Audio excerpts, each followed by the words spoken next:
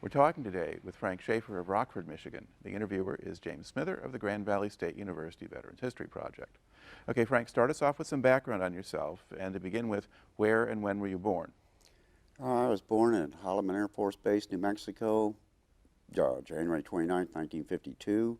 Okay, My father retired out of the Air Force. We lived all over the United States. okay. When had he entered the Air Force? When did he enter the Air Yeah. Force? Actually, he was in the Army down there. 1947, when the Air Force was formed, he went into the Air Force. Okay, all right. And so what different states did you live in then while you were growing up? Well, had a younger brother born in California at Edwards Air Force Base.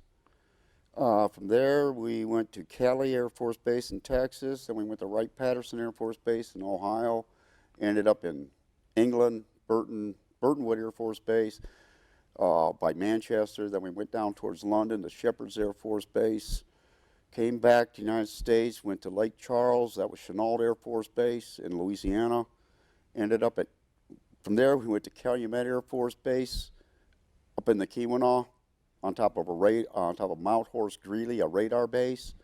From there we went to Truex Air Force Base in Wisconsin.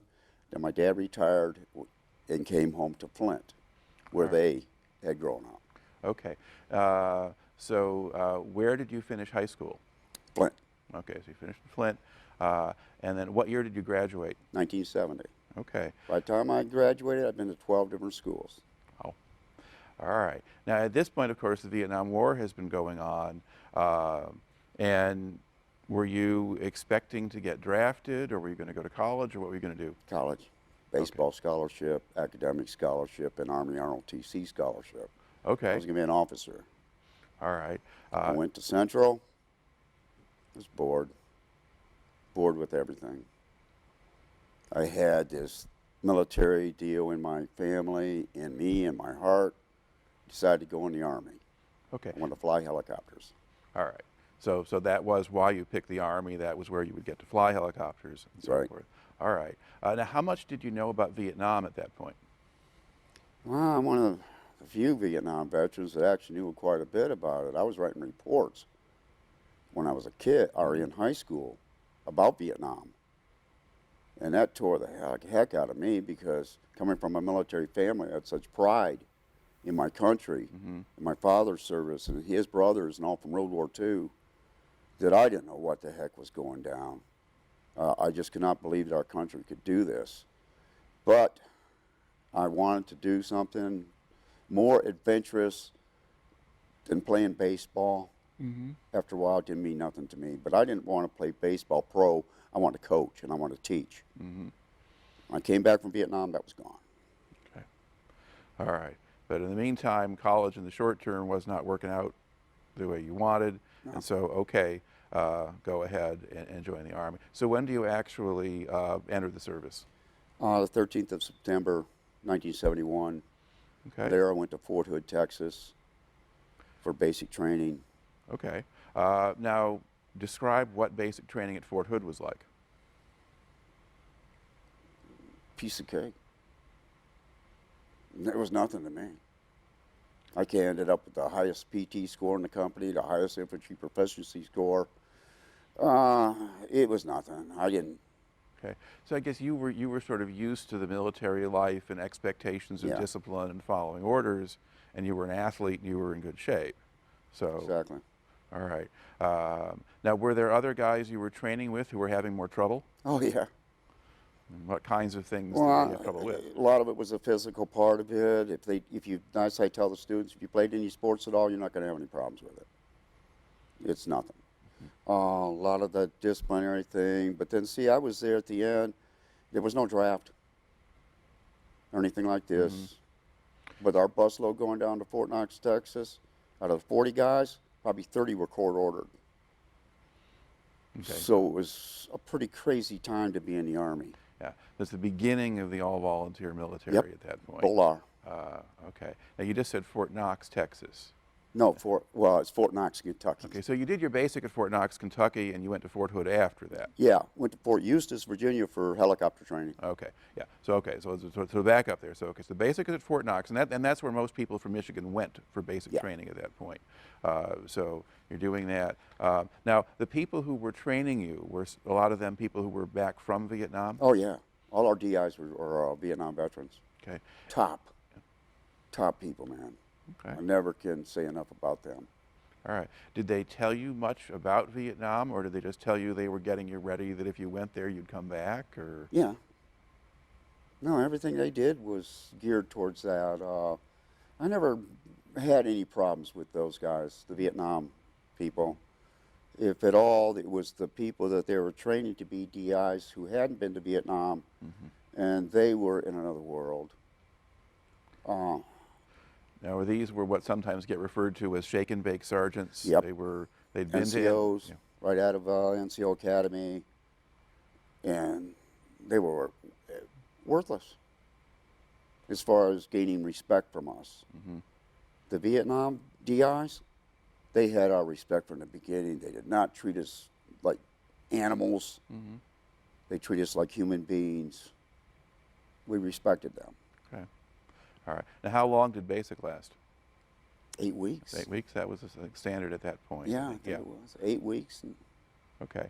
Now, when you enlisted, had you picked your specialization already, so you knew what training you were going to get? Yep.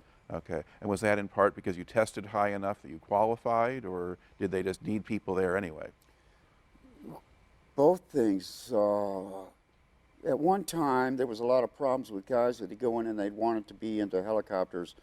And of course, the military has to go by their needs. So a lot of guys didn't get what they wanted. Now, then there was a big uproar in Congress with parents calling in and all this stuff.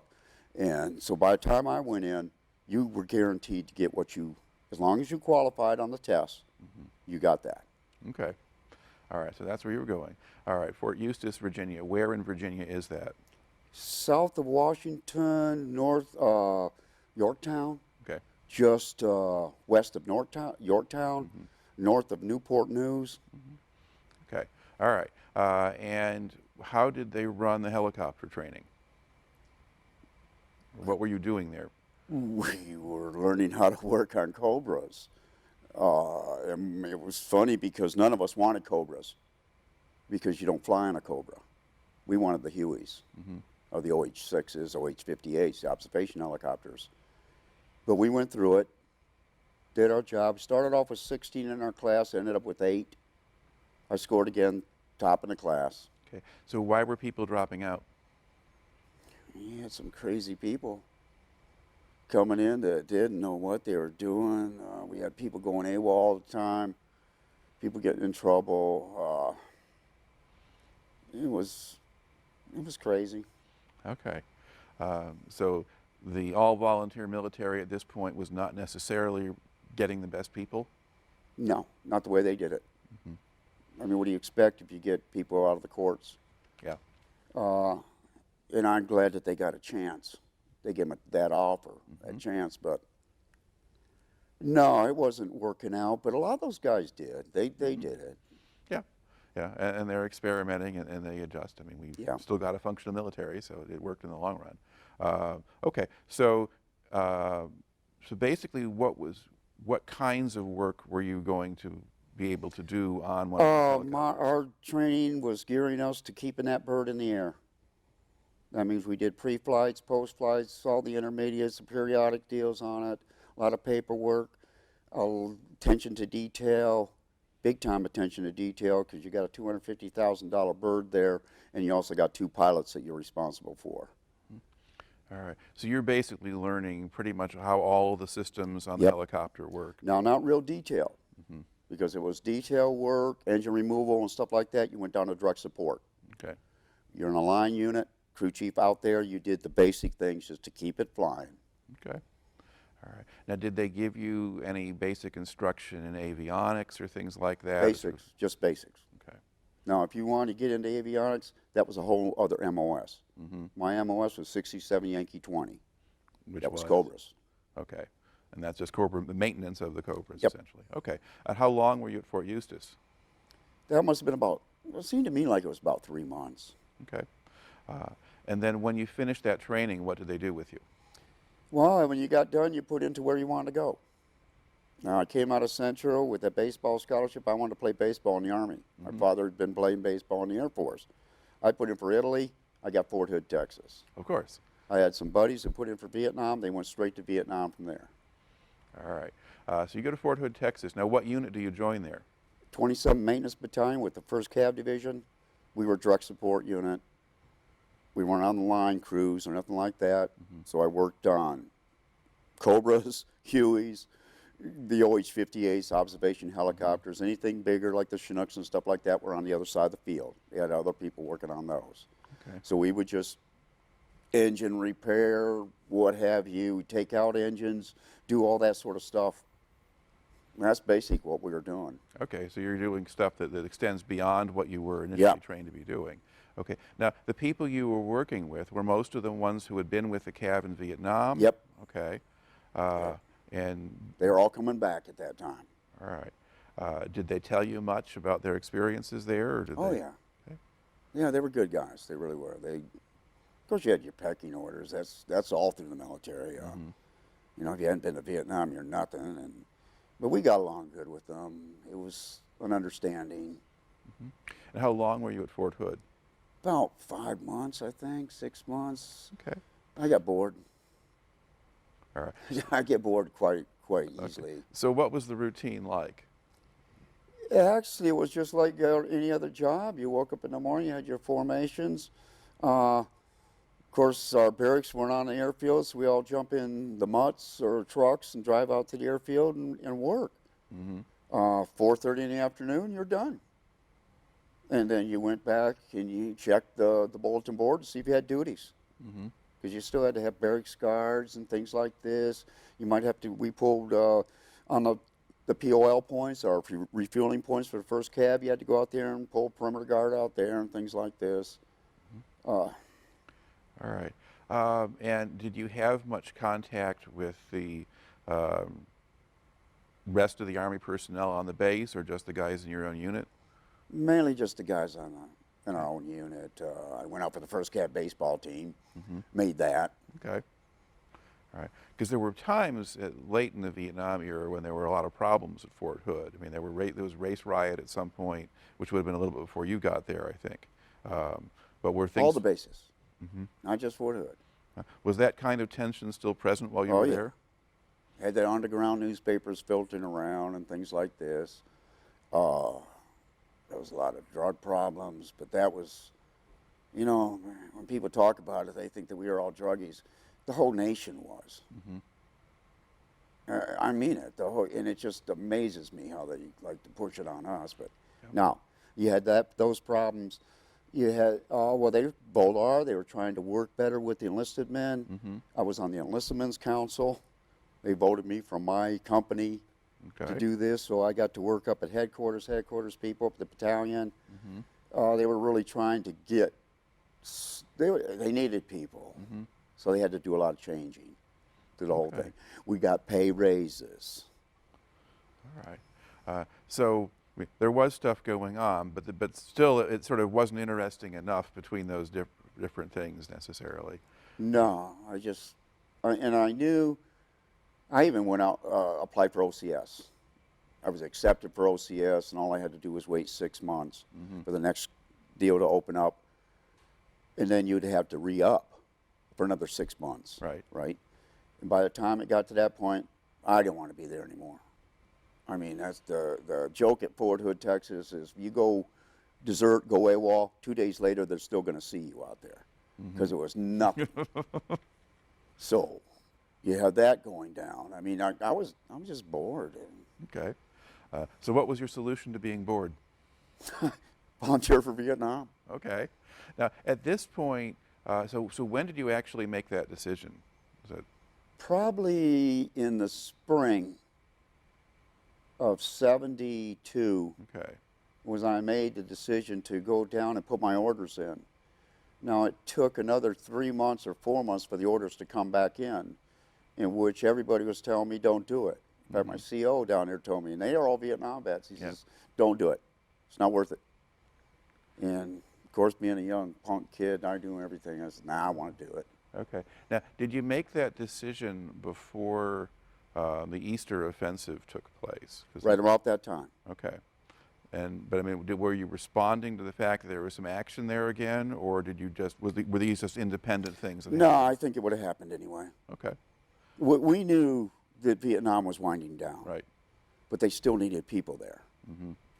And I thought, well, this is a great opportunity at least to see the country, see what that was all about. Okay.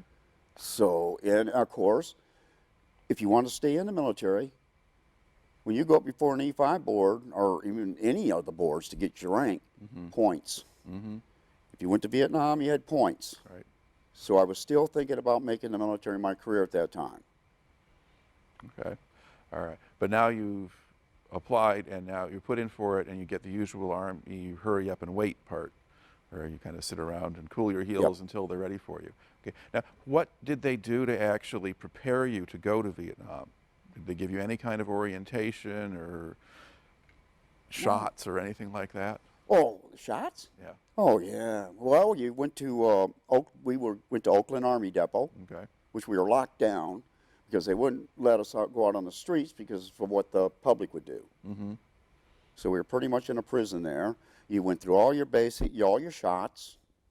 I mean, unreal number of shots, and for things I'd never even heard about before. Not really orientation about Vietnam, though. It was mainly just getting us processed, paperwork, things like this, getting our equipment, our jungle fatigues, and things like, getting ready to go.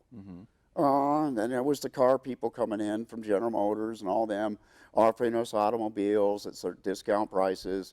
World Book encyclopedias came through, wanted us to buy encyclopedias. What would a soldier going to Vietnam need an encyclopedia for? I don't know. And not like you can really carry that with you either. You could. Or the car. Yeah. But okay. It was crazy. All right. So then you also had people going to Korea. A lot of guys are going to Korea. Probably more than us guys going to Nam. Boarded an airliner. It was a contracted airliner. And I don't remember what airline it was. Left Traverse Air Force Base there in San Francisco, went to Anchorage refueling, went to Yokohama, Japan refueling, ended up at Tan Son Nhut, down in Saigon. Okay. And what's your first impression of Vietnam when you get there? Another world. It's like you got to walk those shoes. You could hear about it all you want to, and you'll never know what it was about until you walked off that airplane and felt that heat. Woof. Physical heat. Unreal. Smells. All this was different. Totally different. You get into a bus. They got wire grating on the windows so they couldn't throw hand grenades in. It was, every day was an adventure. Okay. Now you get off the plane, they put you on the bus. Do they process you there at Tan Son Nhut, or do they take you to a different Yeah, we base? went to Camp Alpha, right outside of Tan Son Nhut, and that was a repo depot, replacement depot. Right. We were there for about 4 or 5 days. They gave us all sorts of duties to keep us busy while they processed us and found out where they wanted to put us in Vietnam, in country itself. So we did a lot of things that the Army does. If it moves, you paint it. If it doesn't move, you paint it. A lot of painting. I tried to tell people about a war story. I had painting parking lots where they want us to paint over the stripes to put new just give us something to do. Yeah. And we painted them all black because they wanted to come up with a new plan. The next day they come out and says, now we're going to go back to the old plan. We want you to paint them yellow. Well, we put the yellow top over it hadn't been able to dry because of the humidity and the heat. We told the sergeant that, and he says, go ahead and paint it. We painted it, and it turned green. So now we got a parking lot with green stripes. He comes back and does his usual bitching at us, yelling at us about the whole thing. And the next day he says, you're going to paint them again. Well, we left the next day. Okay. So what unit were you assigned to? to 11th Combat Air Group, Okay. 1st Aviation Brigade at Da Nang. All right. Now, how do they get you to Da Nang? We got on C-141 Starlifters, went up there with Vietnamese, ARVNs. And now the ARVNs, a lot of the officers could take their families. So they had their families on there, they had chickens, they had goats, they had everything all piled up in the C-141 going up to Da Nang. And in the middle of all this, one of the goats gets loose. It's running around the C-141 with the little Vietnamese woman, you know, jabbering, chasing the goat around. And we're all looking at each other going, man, Now, what is this? does the C-141 just have kind of a big open cargo bay, or does it Yeah. have... Yeah, it's strictly transportation. It's not soundproofing. There's just fold-up chairs along the sides and Okay. in the middle. It's not like getting on an airliner. Right. It was a transport aircraft. We were there at the terminal waiting for to get on the C-141. Delayed about 3 or 4 hours. We didn't know why until we flew into Da Nang. That was Christmas morning, and they had already had a rocket attack. There was helicopters burning out on the tarmac. It was crazy. Went to 11th Combat, to the headquarters to get our assignment there now. Right off the bat, I'm in D Troop, 1st 17th Air Cav. And I loved it. I mean, I'm in an air cav unit. This is what I wanted. Okay. Then he asked if anybody knows anything about a Leroy set. Now, a Leroy set is a drafting instrument that was used way back when for inking.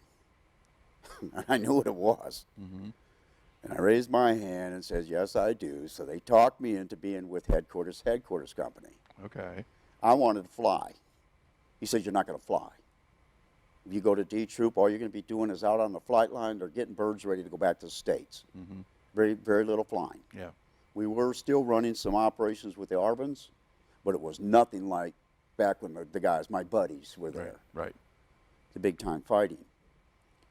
So I worked in headquarters company, which is, it's like what I gave away didn't mean nothing for what I gained. Okay. Because I was there privy to all the stuff that was going down. Where my buddies who stayed in D Troop, they didn't know half the things I knew that was happening. Okay. So what kinds of things were going on at that point? Well, the different actions that were happening, people didn't know about. The ARVN and the NVA were still fighting it out big time. We were, to a certain extent, as far as advising the Vietnamese and helping them with gunship support and things like this. But there was no Army divisions there when I was there. There was no Marine Corps. There was a Navy in the harbor itself. Right. So we were pretty much on our own, us helicopter people. We were the last people out of there. There was operations with, see, we couldn't even fly low because they brought out the Stingers, the surface-to-air missiles, shoulder-fired. Right. They tried to come out with some sort of a deal on the exhaust that would blow the heat up into the blades to disperse the heat. And when I got out, and so it went to the 82nd, they didn't have those, so obviously those things didn't work. We were losing the helicopters quite a bit for those heat seekers. That stuff was going down, and then of course you had to have an aviation asset there to take people like up to Hawaii. That was the farthest we went, was Hawaii. You couldn't get up to Quan Tri because the MVA were still fighting with the ARVNs up there from the Easter Offensive in '72. We went down to Quang Ngai along the coast, mostly taking VIPs, a lot of officers who would come in and they wanted to see Vietnam, so we would take them, things like this. And no real action. That wasn't really happening at that time. They were messing with us a few times. We get RPGs fired at us from the ground. But luckily they weren't Stingers because we'd be out of range and we could see them go back down towards the ground. And we get shot at a few times, very few times. Okay. Did you do any flying yourself? No, see, I was a crew chief. Right. Yeah, I flew in Hueys. Okay.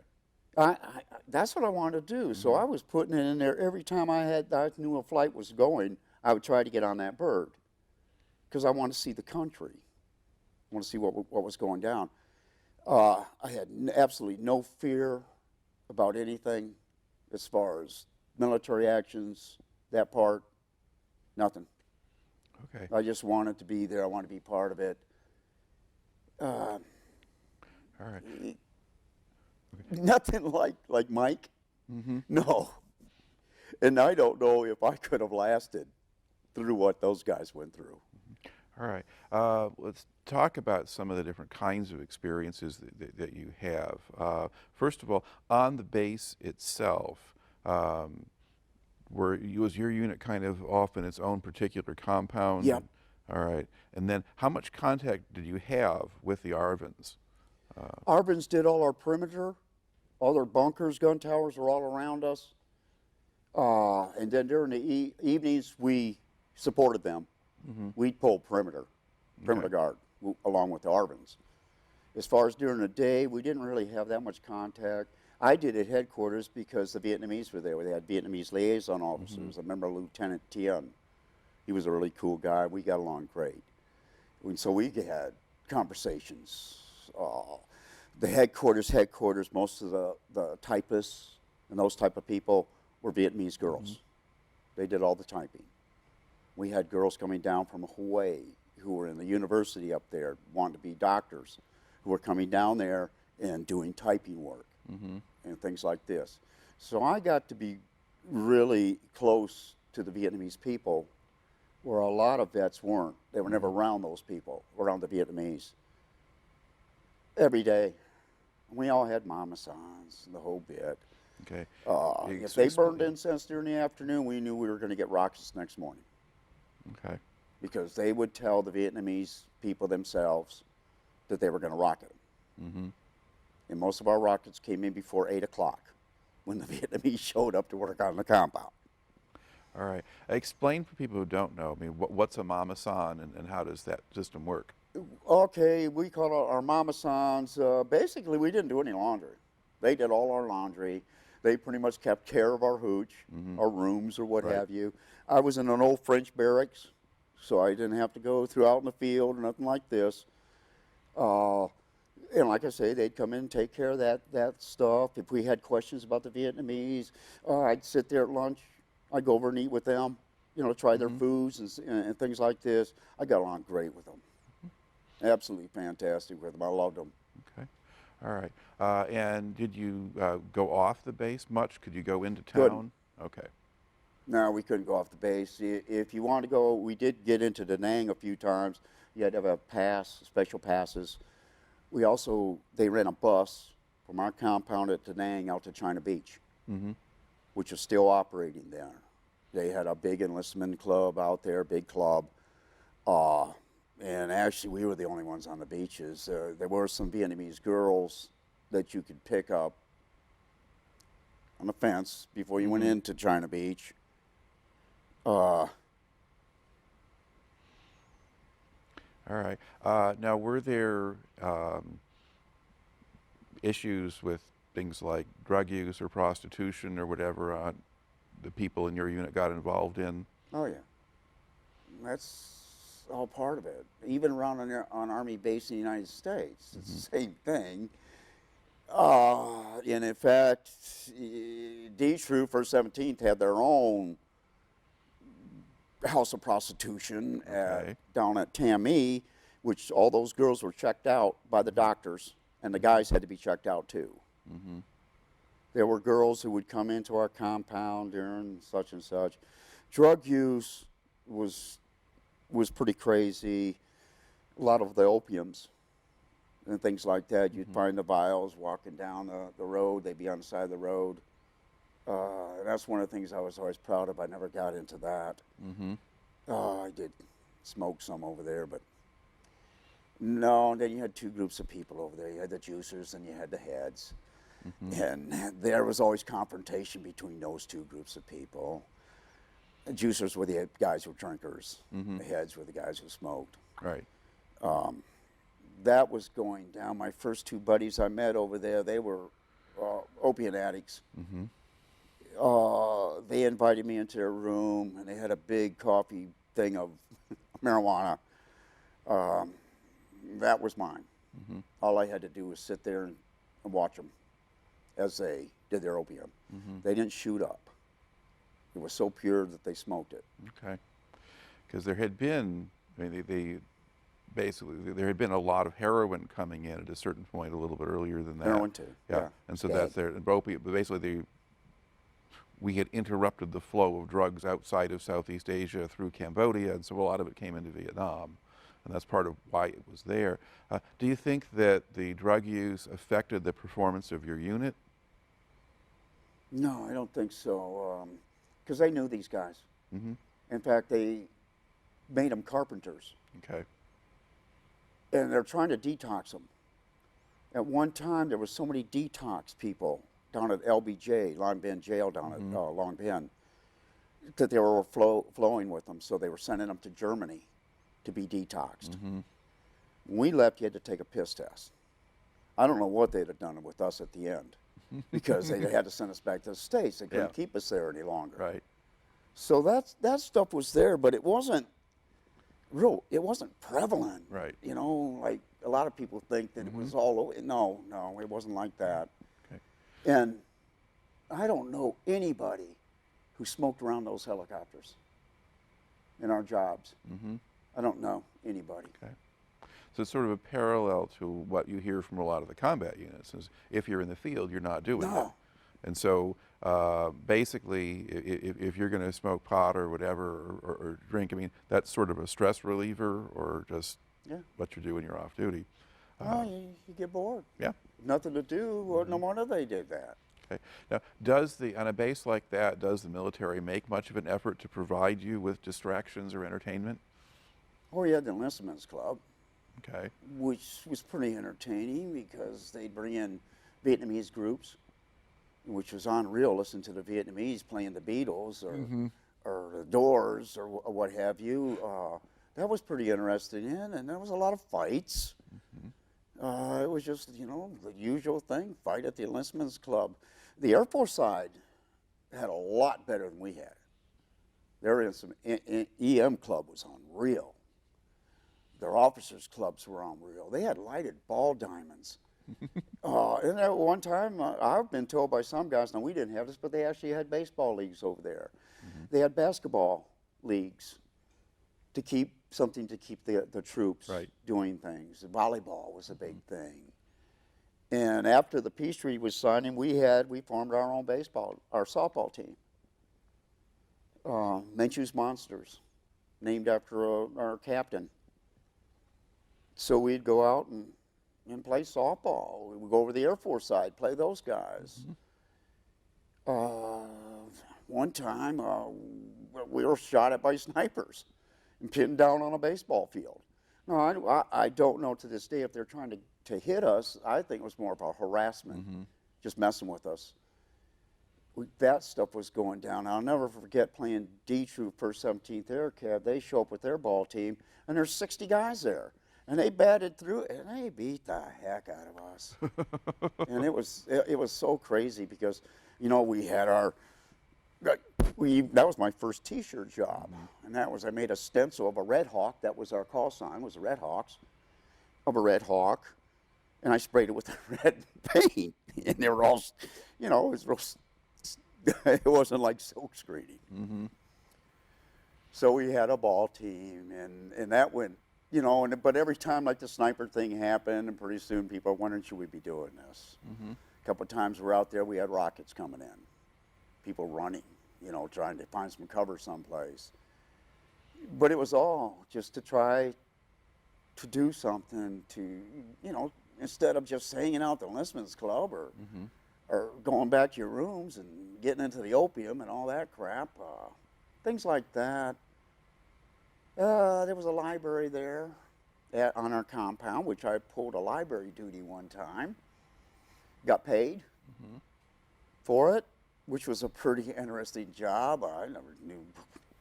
I just sit there, guys would come in, check out books. I do the thing and check out books. And there's other stories I could tell you about it, but you know, whatever. So we always tried. We ended up not doing our basic job that we were trained for because there were so few guys. We were doing all sorts of jobs. Mm-hmm.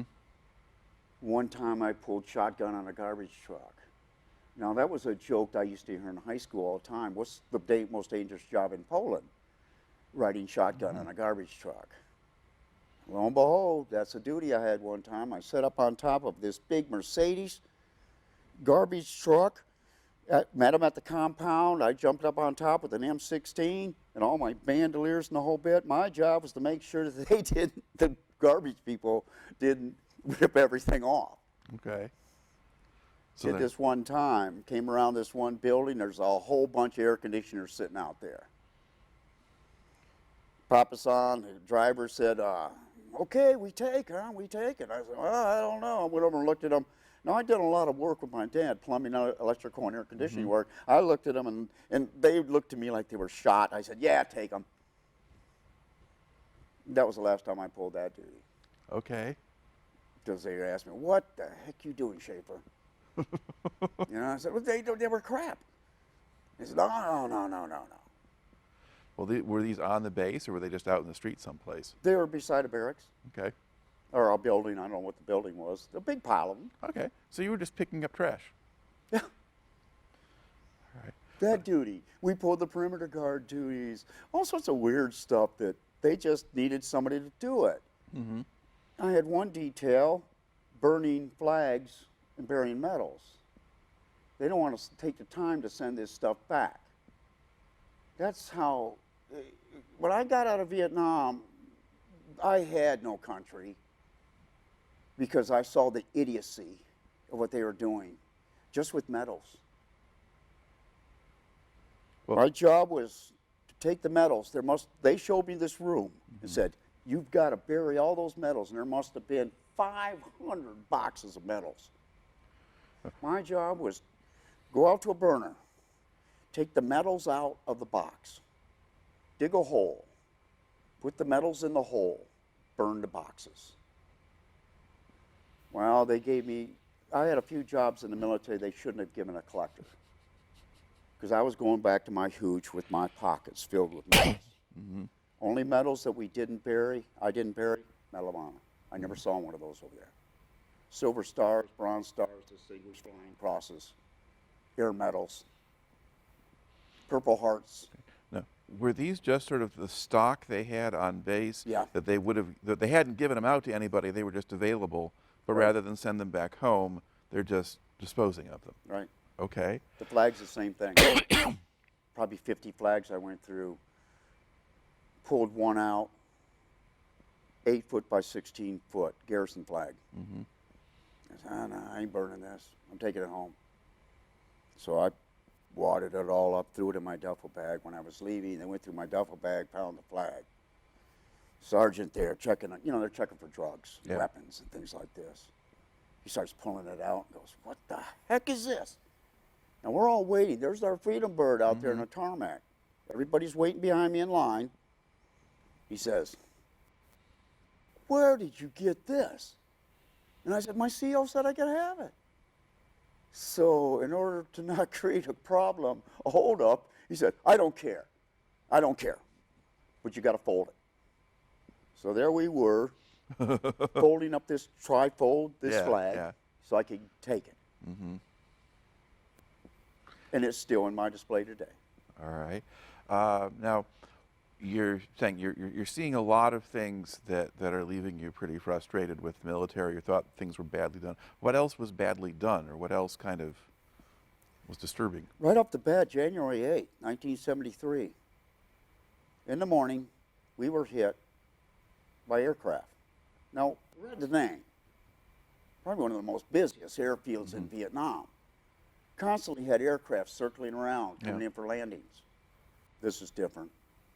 They came right over our hooches, and to this day, even when I talk about it, I get goosebumps. I can't help it. Now, they hit our POL tanks at Da Nang. Then they walked them across the north end of the runway, hit 8 Arvin helicopters and 3 C-119 flying boxcars, which were gunships. Arvin. We didn't know what the heck. It was like stepping on an anthill. People running around. At the time, we didn't even have our frag jackets and weapons. They were in the armory. So we had to run to the armory, get all our stuff, and we're wondering what the heck is going down. It wasn't until 2 days later, because we didn't know if it was rockets or this or this. 2 days later, at a gift shop on our compound by the Koreans running it, they had a patch. Survivor of U.S. Air Force bomb attack on Da Nang, January 8, 1973. The most damage done to Da Nang during that whole war was January 8, 1973. We thought there was just one aircraft. And it wasn't until years later, when I was working with the VA trying to get some help, I was told I needed some proof of an incident. So I went to the archives, got the proof. There was 5, it was a joint operations out of Thailand. There was 5 U.S. aircraft. Now, to this day, I don't know how many were Air Force, how many were Marine, or how many were Navy, which became a contention with my father, because whenever we start, because he was Air Force, whenever he started saying about something about the Army, all I had to say was, you guys bombed us. You bombed us. 1 American was killed at the POL site and 5 Vietnamese. We were lucky. If they had started that bomb drop 100 yards earlier, they had hit our compound. They dropped 34 500-pound bombs. And I couldn't figure out why this bothered me so much until I found, I we only thought it was one bomb. The POL went up. They hit the avgas. Now, not our JP4. There's a difference between those fuels. Avgas is high octane, low flash point. That is extremely volatile. JP4 isn't diesel. Yeah, it is to a certain extent, but not like avgas. Yeah. So in the archives, there was Hanoi Hannah, Hanoi Jane, Hanoi Hannah. Hanoi Jane is Jane Fonda. Right. Hanoi Hannah broadcast and said that the South Vietnamese were going at Da Nang, were going to go on a protest against us because we were leaving. So the military was scared that they were going to get in those C-119 gunships and do something. So according to this, we bombed our own airfield. That's why they hit the avgas, because the C-119s used avgas. All our helicopters used JP-4. Now, did the military ever offer any explanation of the event? No. They just hit the wrong base? Computer error. Ah. Loran. That was my first introduction to computers. Made a mistake. 75 miles off target. They claimed it was an overcast day. And it was. I look back at my photos now, and it was a little overcast, but no. As low as they came in, they should have seen what it was. So everything, there were so many things happening over there that didn't make sense. Did not make sense at all. And I tell people about this, nobody believes me. Nah. Yeah, they hit us at Da Nang. Our own forces did. Well, the interesting thing about it, of course, and one thing that helps the story is actually the lack of casualties. Yeah. They had very particular, and the thing is, there was a target-rich environment. There were, if you were hitting what you viewed to be as an enemy base, there were a lot of things to choose from. Right. And to take out the C-119s and their fuel supply is sort of interesting if you're being selective. Coincidence? Yeah, well, it could be. Irony? I don't know. I mean, the thing is that the human error is entirely plausible for this kind of thing. Friendly fire happens, and it still happens. At the same time, in a weird sort of way, it was a precision attack. Right. So who knows if Hanoi Hannah is right about that one or not? But it's, yeah, not something to have to worry about. All right. In general, what impression did you have of the officers in your headquarters? Excellent. Oh, I have nothing against those guys. Nothing. They treated us good. But being in an aviation atmosphere, we never had problems with the officers. And most of the units I was in had more officers because they were pilots. Yeah. We got along great. But then, in a way, they knew that we could screw up that bird. And they all wanted flight time. Right. You know, so we got along great. I had no problems with them at all until after the peace treaty. And then we get these guys who started griping about us saluting. All of a sudden, because we weren't saluting. Mm-hmm. All of a sudden that came in. And then when I got back to Fort Bragg, I was in Bravo Troop for 17th Air Cav there, Cobras. Most of our pilots were Vietnam vets. They were great. No problems with them. But when we got in a guy that just came out of OCS in flight school, had never been to Vietnam, or came out of West Point, they were water walkers. Absolutely water walkers. They thought they were Jesus Christ. And they were nothing but buttholes. So this was happening, and finally I got to the point was, I don't want to be here. I don't want to be part of this. I want to go back to school. And everybody, when I was on guard duty, I had my sketchbook. So I was always doing sketches and stuff. So the officers were always saying, what are you doing here? You need to get into art. You need to get into something like that. Mm-hmm. So when it came to re-up time, go see the re-up officer, sergeant, they didn't even ask me in. They knew I wasn't going to do it. Mm-hmm. But I had about 6 months to go. E5 board comes up. I wanted to see if I could do it. Mm-hmm. So I went up before the E5 board, 250 guys at the 82nd Airborne in there with me. I came in number 5. Mm-hmm. I wasn't even airborne. I didn't have jump wings. Mm-hmm. We were legs. Pissed them all off then. All the airborne guys were all pissed off because they knew I was leaving. I said, man, I just wanted an extra pay for a few months, guys. All right, let's steer back to Vietnam. I mean, you've got a list of different topics and themes here. One of them has to do with perimeter guard, bunker duty. What was that actually like when you were doing that in Da Nang? Yeah, it was nothing like my buddies who did it out in the field around Right. the combat fire support bases or anything like that. No, we went into our guard room. You had all your weapons there. You could pick anything you want. You want an M79, you could pick one. If you wanted grenades, you could carry them. But as we were told, you don't mess around with them. If you bring them back dirty, you're in trouble, and all this stuff. So we would just walk a certain point around. Mm-hmm. Now, my first night on guard duty, Sergeant of Guard comes out. I was the only one he could find. I don't know what the rest of the guys are doing, but it was the first night doing this. And he says, man, is there something wrong? Or, I said, well, first time I've ever done this. No, it's okay. They walked me back to the guard station, the corporal did, talking to me, wanting to know. They thought there was something wrong because they found me. Okay. So there was these things happening. So what were you supposed to be doing instead, or what did the other guys do? I don't know. Okay. My guess is they were probably in a bunker someplace, hiding, probably smoking pot, or I don't know. Mm-hmm. I wasn't. There was no way in the world I was going to do that. Okay. It was first night doing this. I was a little anxiety about the whole thing, but that's just the way it was. Okay. And then every time I seemed to do something, I was always getting in trouble. The next time I did perimeter guard, walking along a ditch. The ditch was 90 degrees to our perimeter. And I'm walking along it, and I heard a bunch of splashing in the ditch. And I did the usual thing, halt, identify yourself. Don't lie, stop. Don't lie, stop. And the splashing kept on coming down the ditch. I couldn't really see what was in the ditch. They had the towers, the airfield was all lit up, but our perimeter wasn't. We had a few lights on our compound, so I couldn't really see down this ditch what was happening. Fuck it, I got to do something here.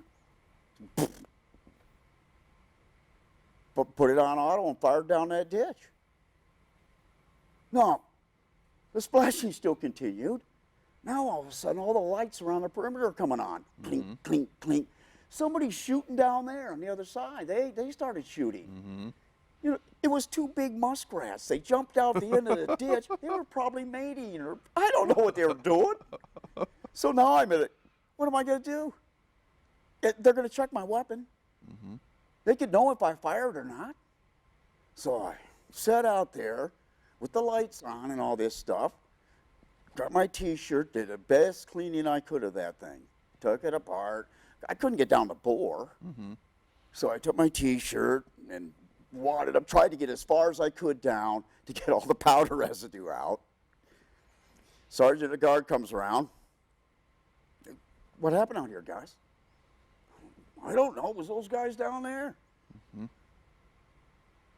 It was crazy. Okay. Crazy. So I didn't see the blood and guts like my buddies. Right. I didn't see that. I just saw the insanity of it, the absolute insanity of it. The Mama San's putting incense out for us, rocket attacks in the morning. The Air Force got all the long shots that went over the airfield. We'd get all the short rounds. It didn't. So you'd sit there in your bunker, you could hear them going off. And not only hear them, the ground. Boom, boom, boom, boom. We know they're hitting the airfield. Boom, boom, boom! All of a sudden, and that's what it was. The loudest explosions you ever heard in your life. And the ground shakes. People don't realize this. Just in that, and the smells, and it was insanity. In fact, my opening thing was going to be Introduction to Insanity 101. All right. Now, did you, there's a variety of facilities and things around Da Nang in that area. They had, I think, Marble Mountain and Monkey Mountain and a few places like that. Did you see any of those, or did you have? Oh, yeah. Okay. Yeah, especially if you flew out, Monkey Mountain was right there. Monkey Mountain was called Monkey Mountain because there was a tribe of rock apes that lived on top of that mountain. When the Marines first got there, they put in Hawk batteries, surface-to-air missiles to protect the airfield. They had to have radar. So they went up on top of the mountain, the Marines did, to put up radar.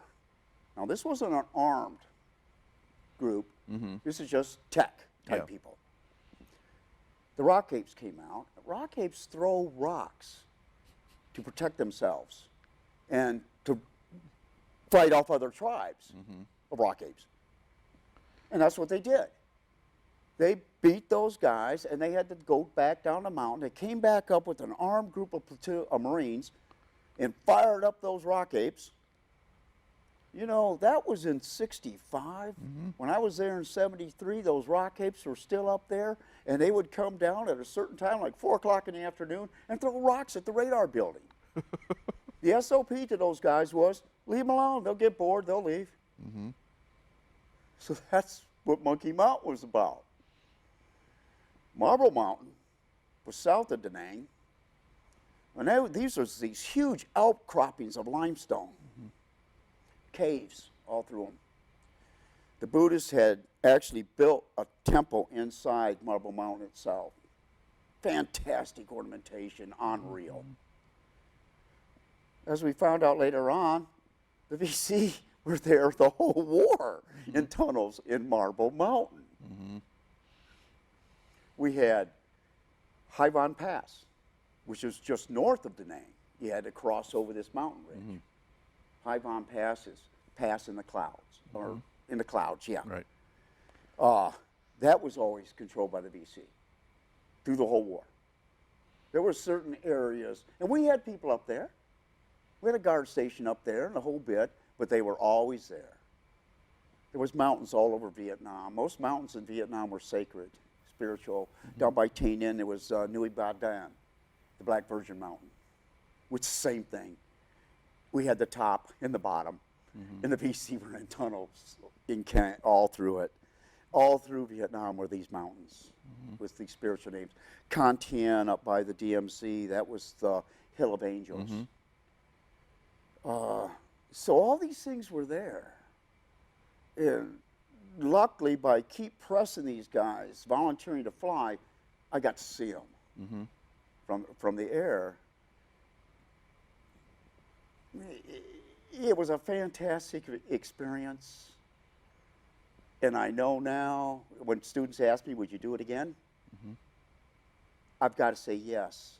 There have been times in my life when I would have said no. But where I'm at right now, I'm starting to get this under control. I've been working with the kids in the schools and my display and stuff like that. I had to have done it. It's like the choices you make in life. Mm-hmm. There's a young kid over at Rockford High School got into the Hall of Fame, the Rockford Hall of Fame. He was a baseball coach. And I read his story. And man, we were going parallel all through high school. Mm-hmm. Everything about it. Between my sophomore and junior year, I was on a traveling team, baseball now. This isn't slow pitch softball. Baseball team out of Flint, and we went down to Farmington, New Mexico for the Connie Mack World Series. He did the same thing, only he did between his 11th and 12th grade. He went to Central. I probably met him out there on the ball field. Now, he stayed. He became a baseball coach, Right. ended up at Rockford. And I look at what I did, and I'll tell you the truth, to look back, I'm glad I did what I did. Because I look at these schools now, and I don't respect their sports programs at all. I'm different. Last time I talked to my counselor, I says, I finally accepted the fact I'm a freak. I don't think like other people do on anything. And I think Vietnam had a lot to do with that. When I went in to get into the schools, I knew that I wanted to stand up there and be able to answer their questions intelligently. Right. So I did a vast amount of reading on Vietnam. Not only ours, but VC, NVA, Ho Chi Minh, that whole deal. So when I go in there, I can talk to them about it. I don't go in there and bash our government Right. or nothing like this. I don't go in there and start crying. I know some guys, they can't help it. I don't. I try to tell them the way it was, as I saw it, and as my research is done. So I'm a little bit different there. In fact, so much different that they had that incident with those football players who knelt down to the Star Spangled Banner. I went into my veterans group down at Wyoming, and I asked them, what'd you guys think about that? Everybody in that group got so fired up, calling them all sorts of names, saying that they'd never watch football again, that they shouldn't be doing that because America gave them the right for all this money to play sports. So I had my head down, and one of the guys says, Frank, well, what do you think about it? I says, you guys don't want to hear. I did not feel that at all. I did not feel that was disrespectful against the veterans. To me, it was protesting. It was extreme protesting, and it's like everybody forgot the 60s. Yeah. I remember the guys on campus running around with NVA flags, or North Vietnamese flags, burning the American flag. So I'm a little bit different than these guys. All right. Want to steer back. You've given me this wonderful sort of list of different things to ask questions about. There's some other ones that's going to stand out for me. You were talking about Buddhist temples. Were Buddhist temples targets? You said there's a line about using Buddhist temples as targets. The Buddhists would set up a column.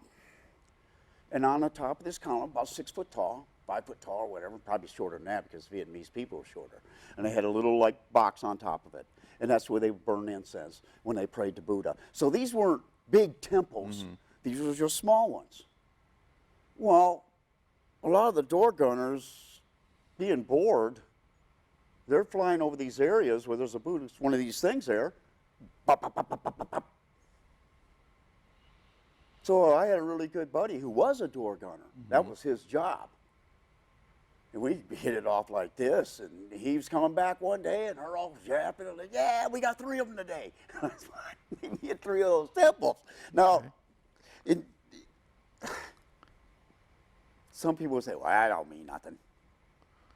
No, it's not like they're killing the people, but that's their culture. Yeah, just flying around and shooting up churches.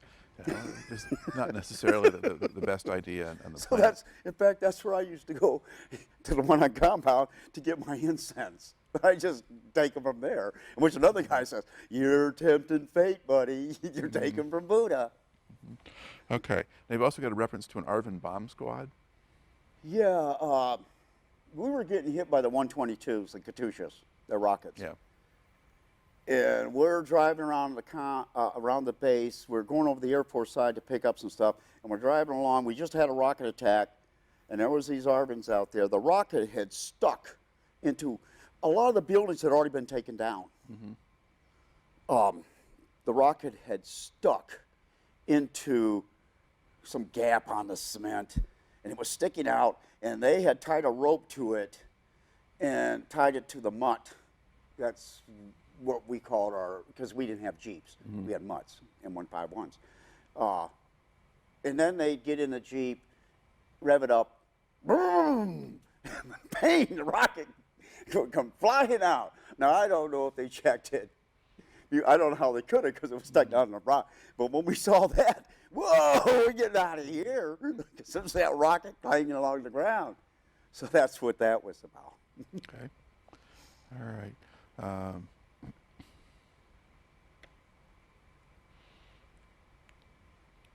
All right. Yeah, a lot of interesting lines in here. Some of these things we've got. Let's see. There's a reference to New Year's Eve. Yeah, you talk about New Year's Eve celebrations. Ours was crazy.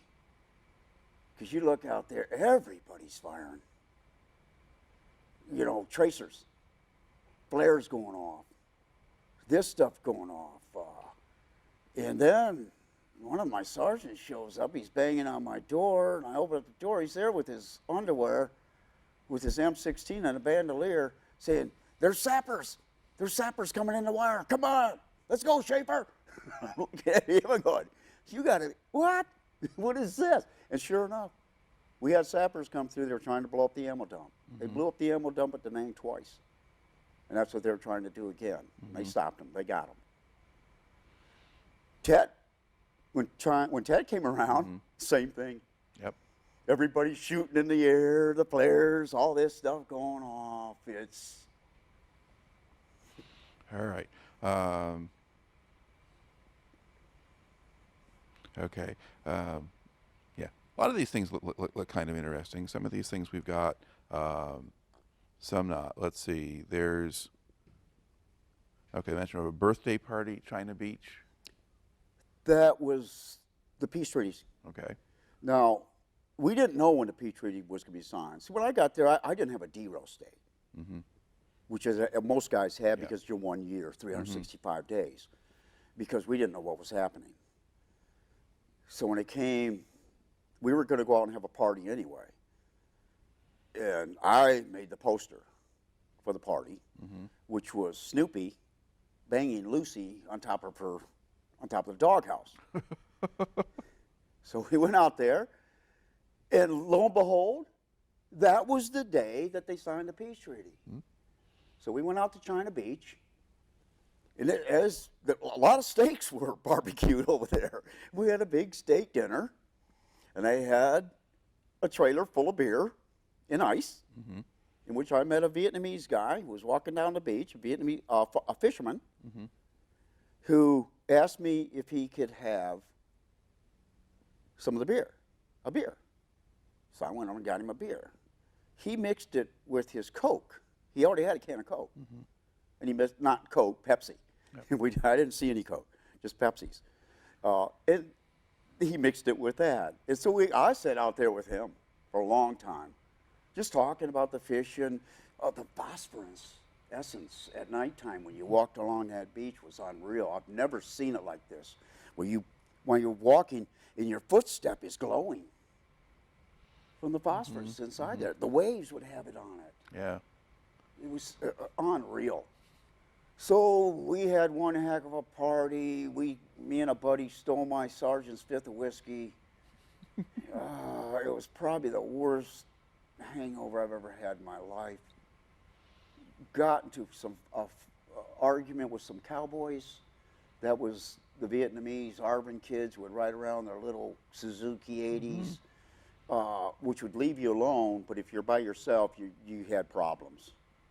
And a lot of these young kids, they hated us, man. They lost their parents, airstrikes and stuff like this. So we kept away from them. But leaving that China Beach, I was So we go by them. They're all giving us the finger. So I'm throwing the trays out of the mud at them. Big trays, metal trays.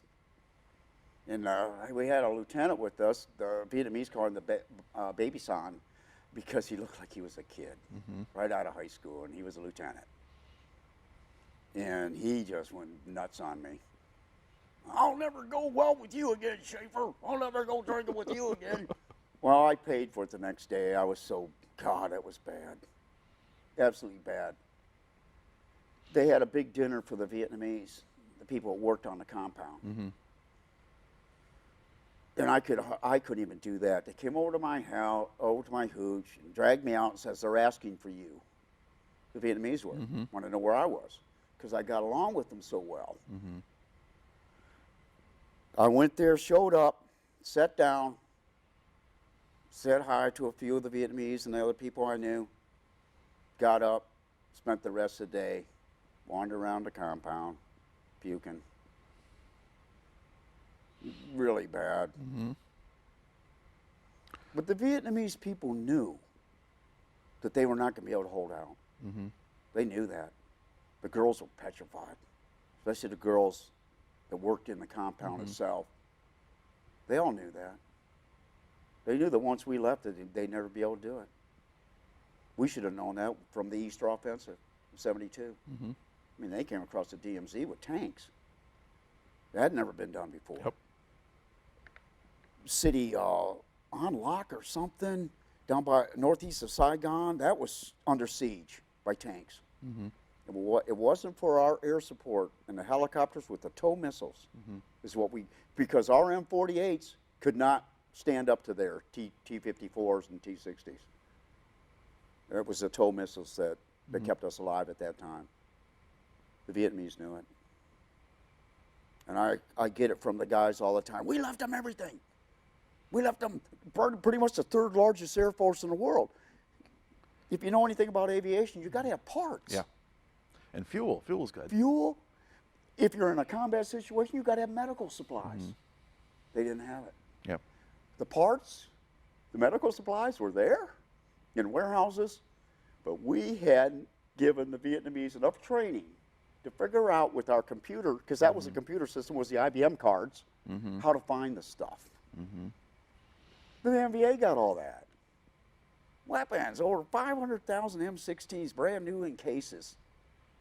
There was all this stuff happening that just turned me, man. Just. All right. Now I guess talk about so the peace gets announced. Okay, so when was that? January 29th, 73. Now, some people say 28th, and that's the difference on your time. Right. Yeah. But end of January of 73. Okay. Now, do things start to change at that point? Do you go into a different set of procedures now that it's over? They took the guns. Okay. All our guns, all our M60s were taken off the helicopters. We were still allowed to carry sidearms, and there was one M16 allowed in the cab with two 30-round magazines. Most of the time we used the shorter ones, the car 15s they call them.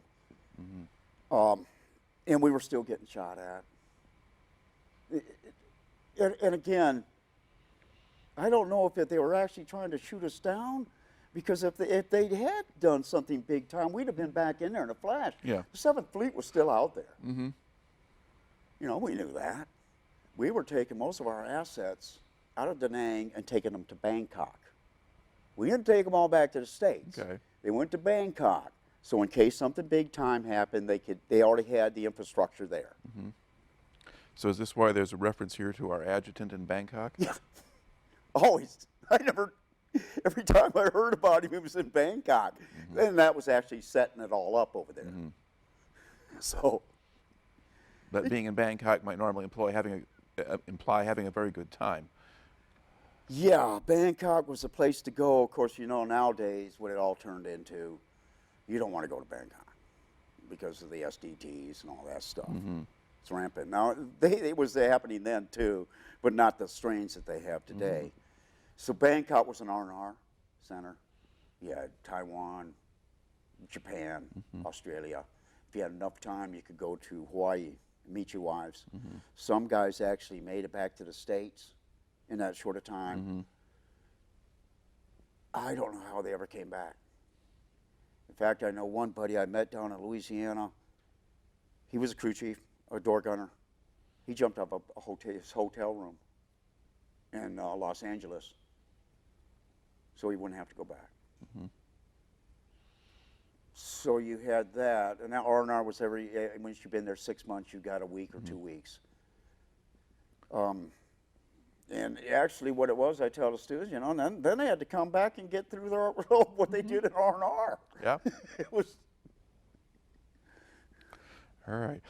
So now, so basically, once the peace treaty is signed and so forth, you can no longer basically conduct offensive operations. Right. You can protect yourself essentially, and that's about it.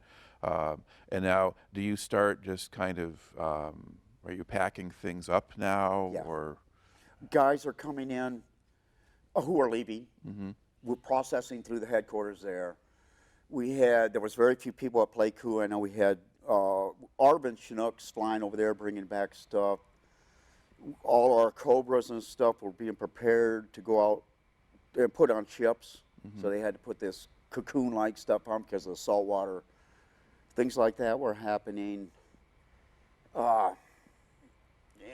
Crazy things. Like the medals. You know, people always say, well, look at it, 1975, they're throwing those Hueys off the aircraft carriers. And I look at them and say, most of those were crap. They were wore out. And that's just a piece of equipment, guys. Yeah. You know, that was happening all over. And not only then, when I got back to Fort Bragg, it was the same thing. IGs would come through. We had equipment we were supposed to have. So I had a van. So they'd take all this equipment, throw it in my van, so the IG would come through. And then when the IG left, we'd emptied out the van and put it back in the deal. So the IG would come through, and if you didn't have it, they would have to provide it? Oh, yeah. So you'd get new equipment to replace the older junk. All right. Now, there's some references. There's something called a Great Sea Ration Find.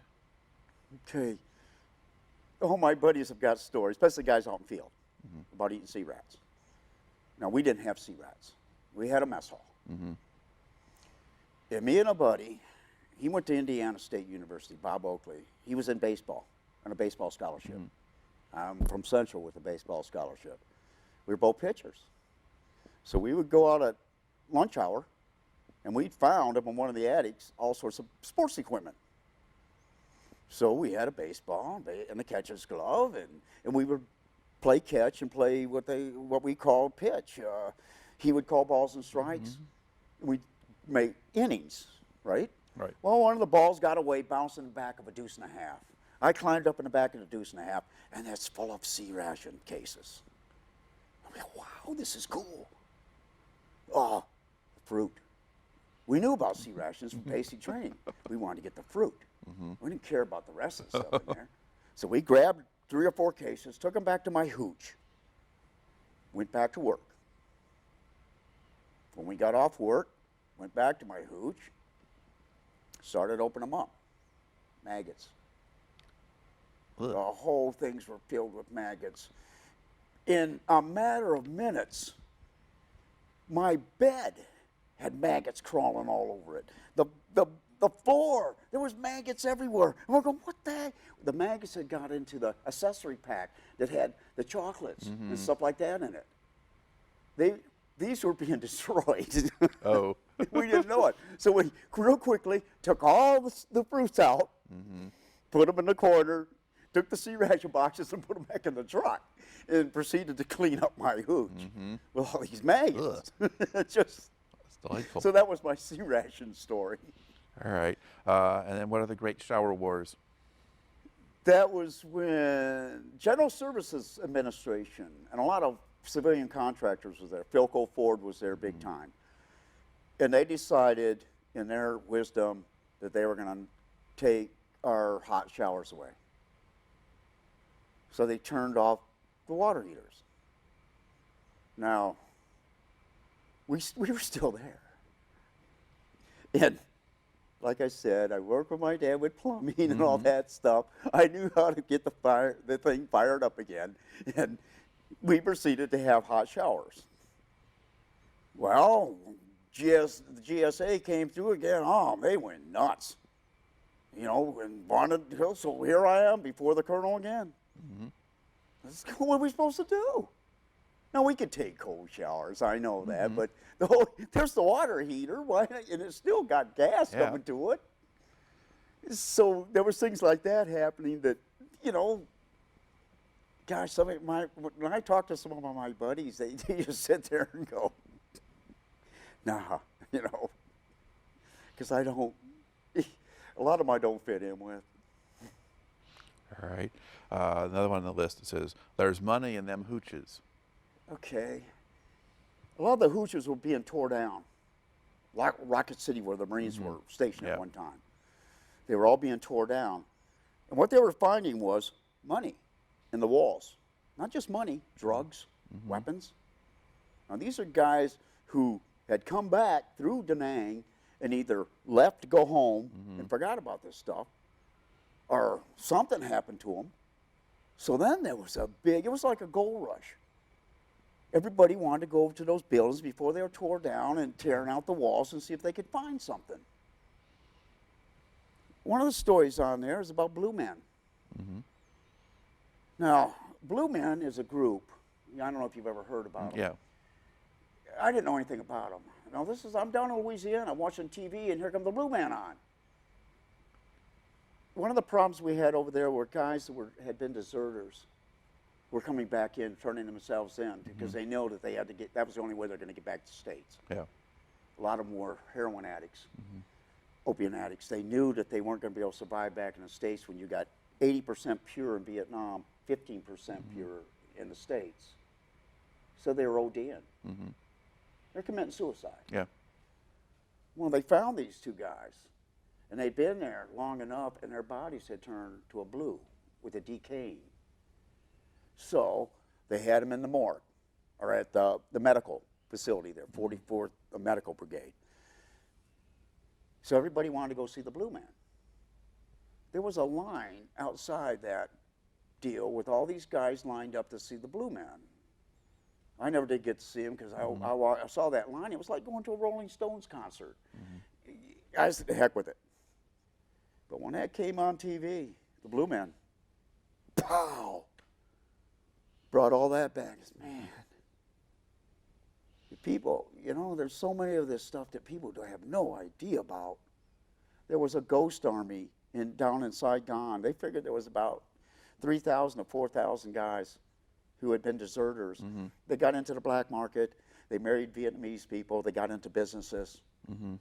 They were all starting to turn themselves in. So we were dealing with them. Not so much at Da Nang as far as compared to Saigon. Right. Da Nang wasn't that big of a city compared to Saigon. But we still had guys coming in who, no records, nothing. What the heck is this? Who are you? I'm such and such. I've been here, for the last 2 years. Yeah. You go, what? Yeah, they didn't want to go back to the States. For whatever reasons. Oh. All right. Now, what does it mean you don't get over on a mama-san? Okay. A lot of the mama-sans would bring their families. In this particular case, it was a young girl, really cute. The guys were always hitting on her, all the time.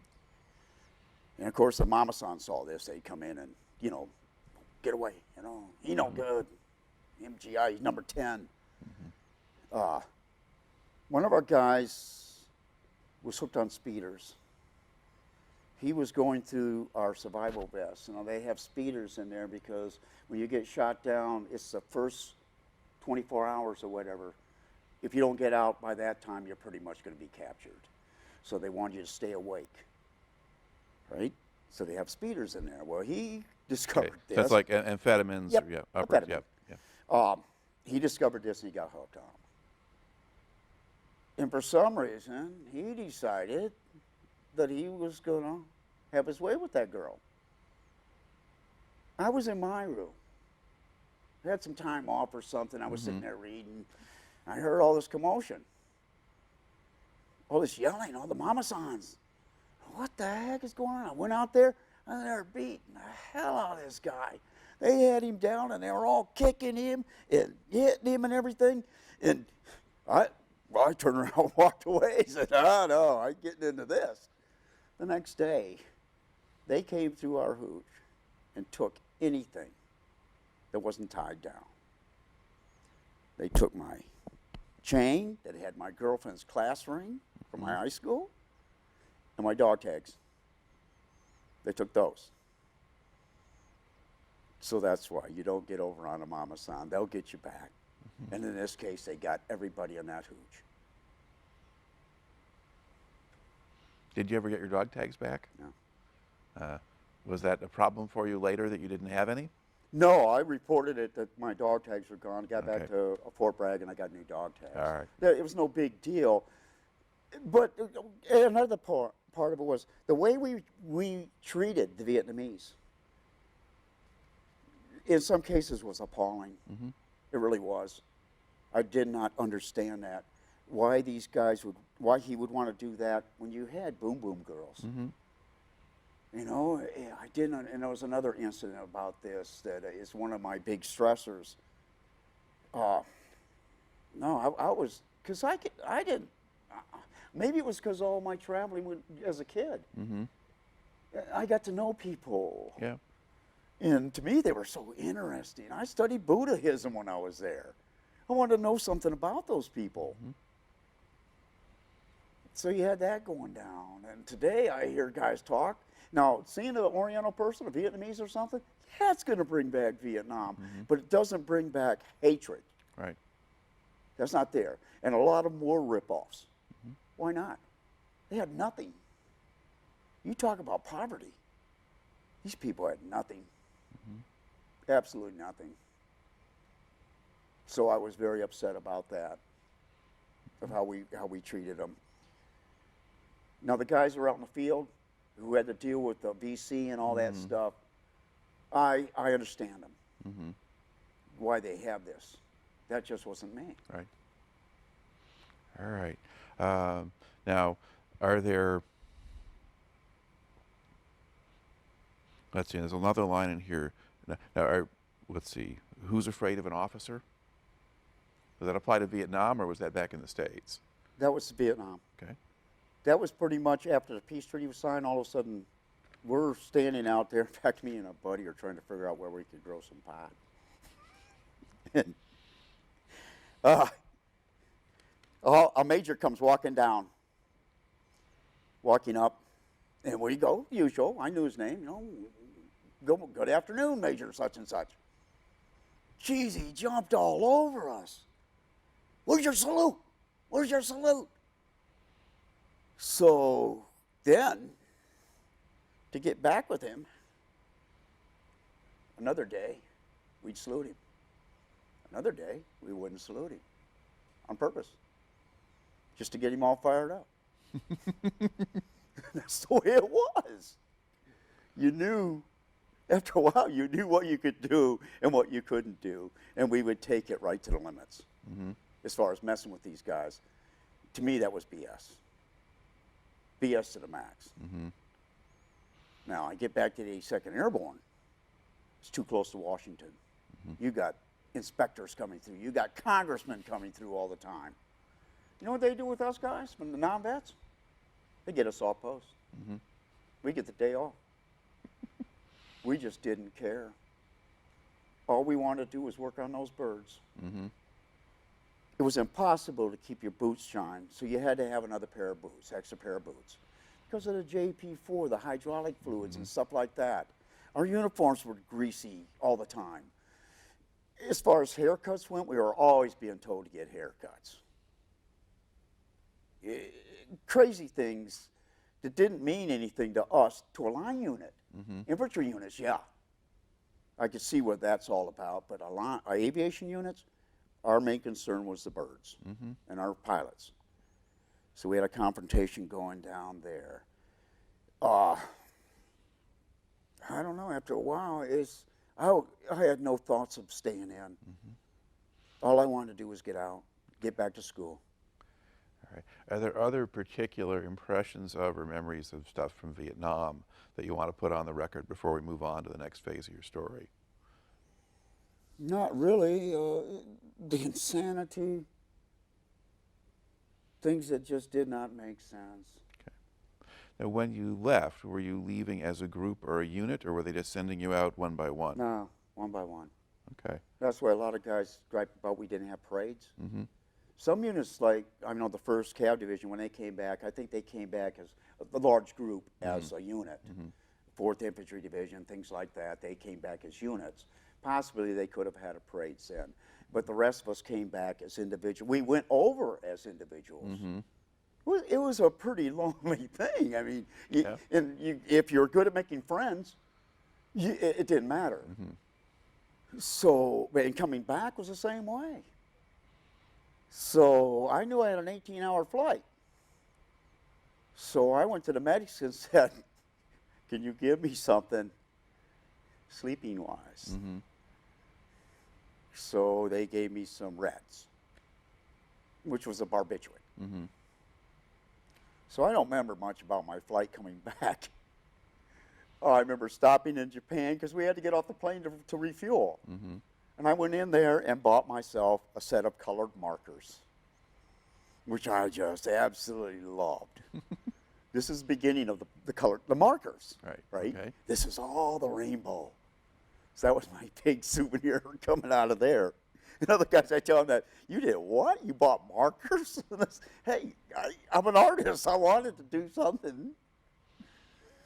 So, and then when we got back to Oakland, or when we flew into Fort Lewis. Okay, so Seattle then, yeah. Went through all sorts of stuff with customs. Had to go through all our bags again. Got us to,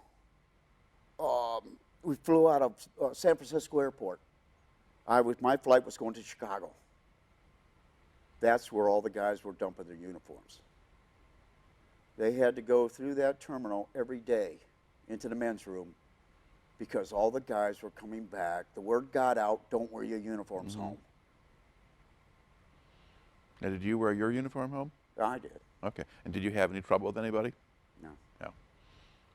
No. It's like they got tired of spitting on us or whatever. What I saw was apathy. They absolutely didn't care. They would avert their eyes. Nobody would look at us. Nobody would talk to us. It was just. All right. Now, did you get a month's leave at home before you had to go off? Okay. Month's leave. I put in for the 101st at Fort Campbell. It was closer to Michigan. Right. They gave me the 82nd Airborne. That's Fort Bragg, North Carolina. Yeah. Fort Bragg, Fayetteville, North Carolina, they called it. Hay Street downtown Fayetteville was called Little Vietnam. Bars after bars after bars, mostly filled with Vietnamese girls who had managed to get back to the States. And they were working there in the bars.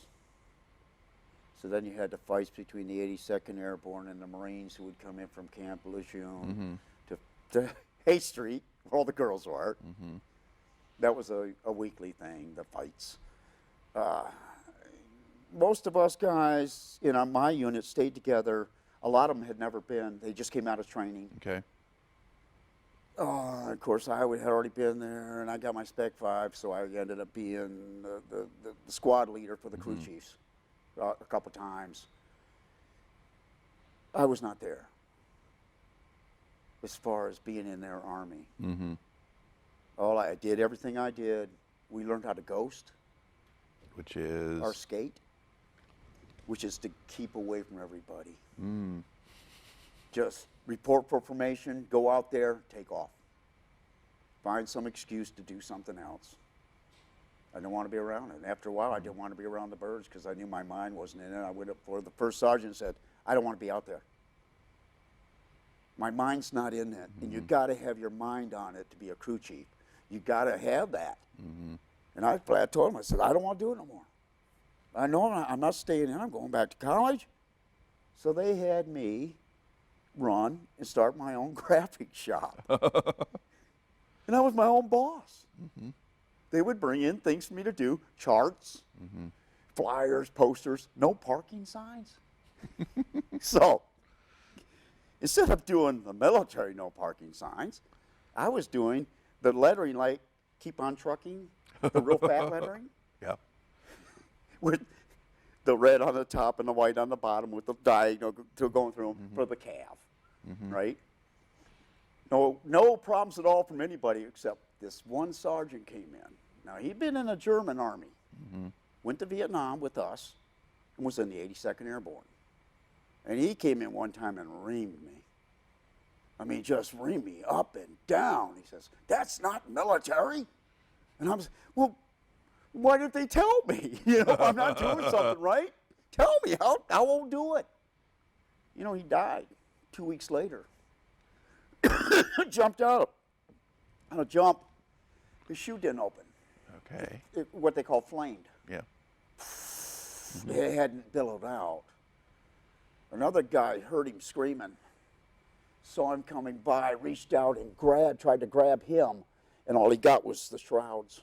And he held on as long as he could because those shrouds were burning through his arms. And finally, about 15 feet above the ground, he had to drop him.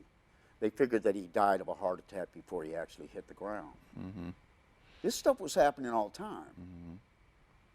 I'd been back a month. We lost a helicopter at Fort Stewart Gunnery Range. They flew him right into the ground. The nose of the Cobra came up. The blades went through, decapitated both of them. Wow. This is in the States. So I'm sitting there, holy shit. Another guy down there, an armorer, some reason he's messing around with the TOW missile. It goes off and exploded right above him, killed him. And they were very lucky because all the other TOW missiles were right there. They didn't go off, but he was killed. Okay. All right. So it's definitely time for you to leave. Yeah. All And right. when I got out, I felt like I'd never been to prison, but that must have been the feeling that they got, because it was like the whole world is mine. The whole world is mine. And I made a pact with myself. I said I would never work for anybody the rest of my life. I would never, and I had to. I worked for Fisher Body. General Motors got in on the veterans preference. They laid us off in 89 days so they wouldn't have to pay us unemployment. Luckily, I still had unemployment from the Army I could get, because you don't find too many crew chief jobs in Flint, Michigan. And they come up to me and they wanted me to get into management because of my experience as being a sergeant. And they saw how I dealt with people. I just started laughing. I says, I thought the Army was screwed up. This is unreal. You guys are supposed to be making money. I saw so much crap there. So I was happy to leave. Okay. Now, did you go to college when you got out? Or did Yeah, you I just... went to Mont Community College for a year. Okay.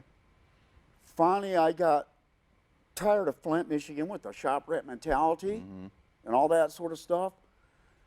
I took off, went down to Baton Rouge. I had a good buddy that met at Fort Bragg. He was in the 18th Airborne Corps. He was a draftee, one of the last ones. He got an early out, and I'll never forget him driving down the road back to Louisiana, all packed up, and I'm sitting there, and I got months to go, and going, oh, man. I just envied him so bad. I called him up one time, and he said, I told him, because at that time General Motors was shutting down because of the gas crisis and all this stuff. And I said, man, you know, can I come down and visit you? And he said, yeah, come on down. I'll get you a job. So I went down to Baton Rouge, became a welder's assistant.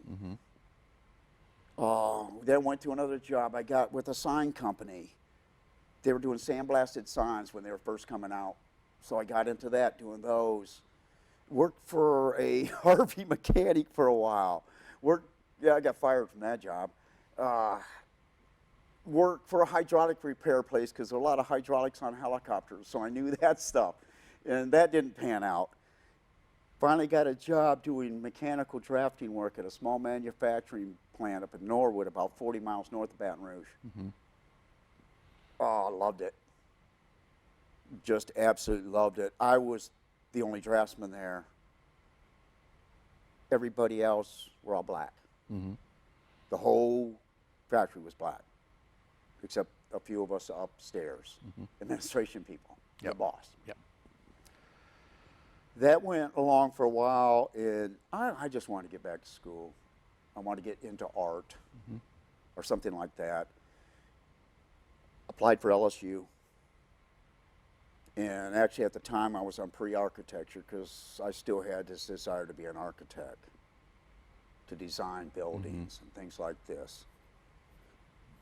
I was having a hard time in the classes like trigonometry and calculus where my mind wasn't there.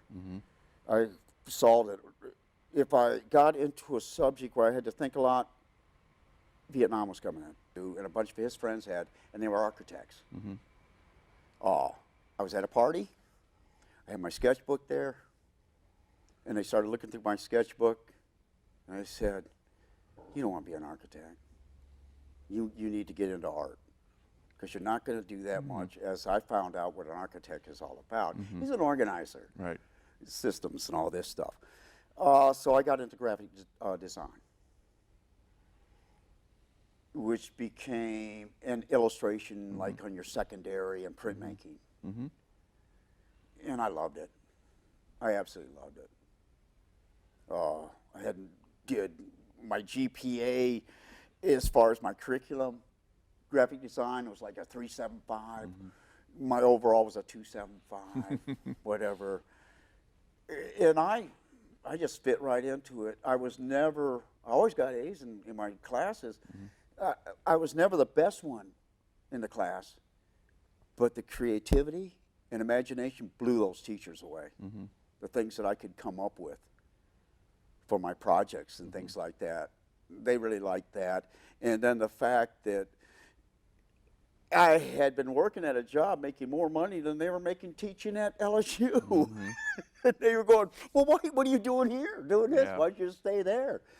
See, money's never been a thing with me. And I try to tell the students that you got to go with your heart, what you really want to do the rest of your life. To me, sitting in a factory, no, that wasn't me. It is for some people, it wasn't me. Right. Okay. So when you finish at LSU, what do you do after that? After that, my contract I made with myself, never to work for anybody, came into effect. I worked freelance. Okay. I wanted to work out of my apartment. That way there, I had control of everything. Lots of times the clients I worked for, I was doing all sorts of stuff, from T-shirt designs, logos, brochures, pamphlets, catalogs, anything I could do, get a hold of, I was doing. Now, I didn't make a whole bunch of money with it because I still had the alcohol problem, which is perfect for a guy who's freelance, because if I was hungover, all I had to do was say, "I'm sick, I can't come in today." But I was fast with my work, and it was always very clean. And so I had one client, God, I kept on going up on my prices because I didn't want to do that anymore. More technical illustration type stuff. Yeah. So I kept on going up on when I finally left Baton Rouge, I was up to $35 an hour with him. He didn't care. And that's way, but being freelance, like I said, I didn't have anybody under anybody's thumb. It was up to me. But that also meant that I had to be very good at organization. I had to be able to control 6 or 7 clients at one time, make sure I was there at the appointments at the right time, and all this stuff. Yeah. So I got to be very good at that. And that's where I'm at today. When I get around anything like that, I've got an eye for seeing what's wrong. It's like, pow, why are you doing it this way? So when do you actually leave Louisiana then? So let's see, I graduated in 81. It took me 11 years to get that degree. Okay. Graduated in 81. I left there in 91. All right. Left there in 91. My wife I met her down there on an ice skating rink. Of course, because they have a lot of those in Louisiana. Yeah. I was the only one who could skate. Yeah. And she claims I knocked her down. And I was just messing around, and I think I just skated real close to her, and she lost her balance. But anyway, that's her story. She was working for the FDIC, Federal Depositors and Insurance Company, and there was an opening in Grand Rapids. So I've got some property up north, up by Barrington. Been in a family for over 30-something years, 40 years. And I've been coming back to Michigan twice a year with my dad going rabbit hunting or going up there. So I said, okay, let's do it. let's move. We picked Rockford because it was closer to our property. It had nothing to do about Rockford itself. It was closer to there, Right. to Barrington. So we got involved there. I tried to get it back into doing graphic design work. Nobody in this area seemed to understand that there was people who were working out of their houses like I was. Nobody does that. I said, that's all I've been doing down there. Well, I just said, the heck with this. Tried to do some other things, and then all of a sudden, I went to a moving wall in Stanton in '94. Went to a couple pre-meetings before they had the wall. Asked them, are you guys going to, first I asked them, do you have anybody to do the poster? Right, so I got involved with them doing the poster. Then I said, do you have anybody who has a display? Because I'd seen one down in Zachary, Louisiana, where they had a display. The VVA put on a display. So they said, well, no. So that was the start of it here in Michigan. And that display now, when I think back at it, was nothing. Absolutely nothing. It has grown. It is a monster. It's just kept on getting bigger and bigger and bigger. So all through the years, that's pretty much what I was doing, messing around with that. At some of the walls, I was getting paid. I was getting paid to go into schools. I did all alternative education schools for free. Public schools, I wasn't doing for free. And I finally, at the end there, I started off getting paid $600 for a movie wall. At the end, when I stopped, $1,200. It just kept on going up, and the people saw the value of it, what it was all about. Like I say, it's not a gun show display. What kinds of things do you have? You name it. I've got all the weapons that were used. None of them work. Yeah. I won't go into a school without them. When I go into a school, I take all the equipment. I got enough for 8 people.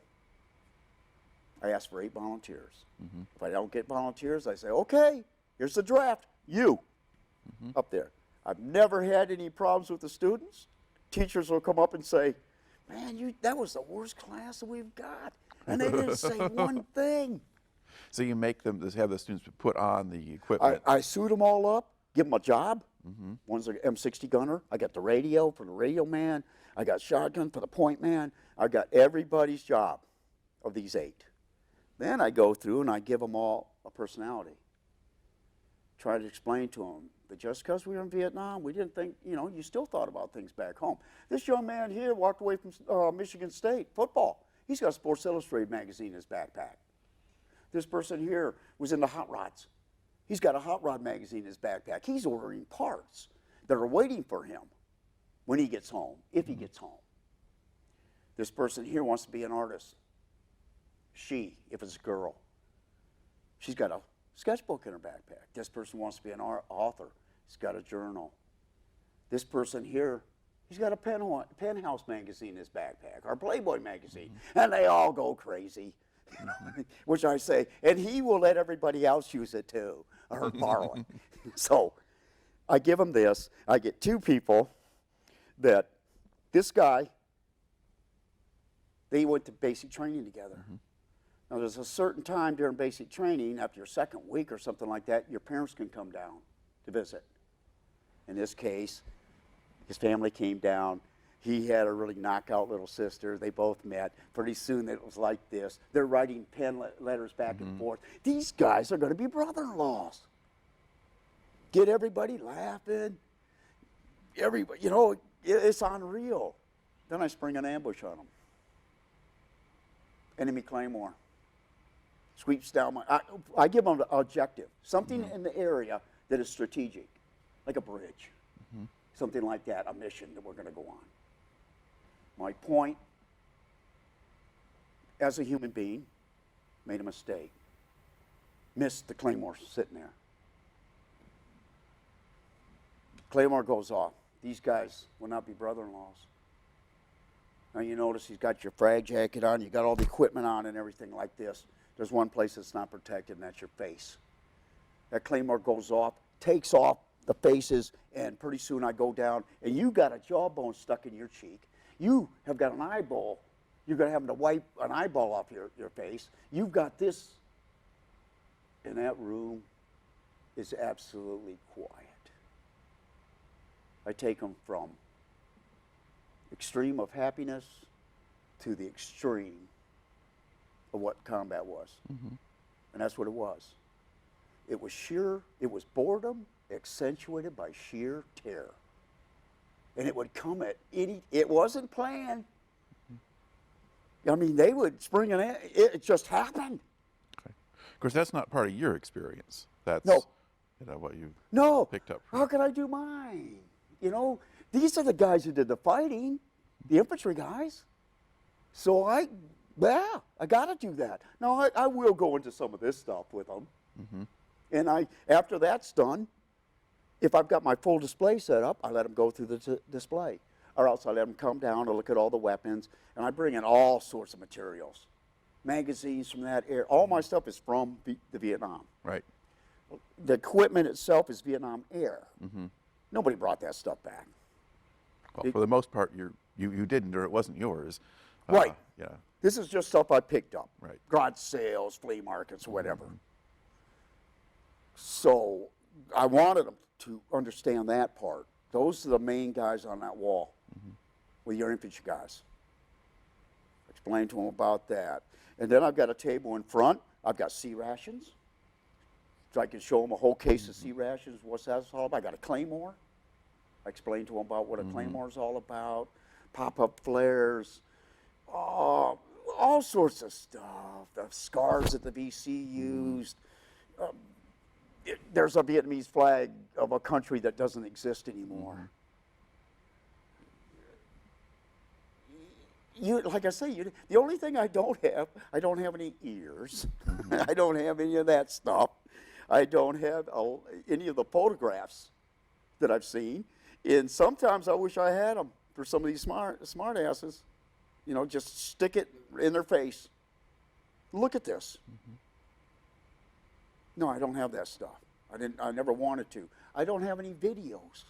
I don't have any slideshows. A lot of guys say, you need to do a slideshow. What for? They're so used, the kids are today, with videos. That they see that. They see it on the documentaries. I wanted to come in with old school, something that would knock their socks off. And I do it. And the teachers are just amazed. Grand Haven, we're always offering, you want to be a teacher here? We can get you in here. I said, I can't do that. Number one, I'd have to be accredited. Number two, I'd have to join a union. Yeah. I don't believe in a union. And you'd have to work for other people. And a lot of bureaucracy. And I tell the students, I couldn't take you guys every day. There's no way. I don't know how they do it. It's got to be one of the toughest jobs in the world. So I really like doing it every once in a while. At one time, I was doing like 5 or 6 schools. And usually in the spring, that's when they get to the Vietnam Air. Right. So I'd have 5 or 6 schools going down. Over the years, it's gotten less and less and less. And now I don't have anything going down. As far as planned.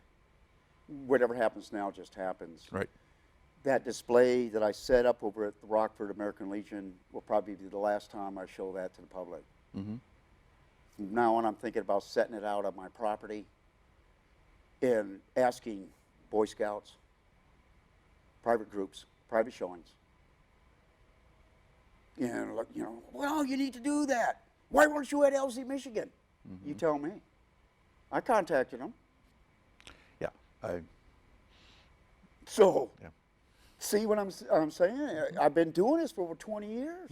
I have people come in and say, you need a web page. You need this. And I look at I got a list of places I've been with it. I said, what do I need that for? I'm at the point now, I'm ready to quit. I got a World War II display that's bigger than my Vietnam display that I've just now started to put that out. So I sort of want to go towards that more. Now I know most of the World War II guys are dead. And Yeah, but there's plenty of interest in it. Yeah. And that kind of thing. Yeah. Yeah. To get away from the Vietnam part of it. Display. I've got Korean stuff.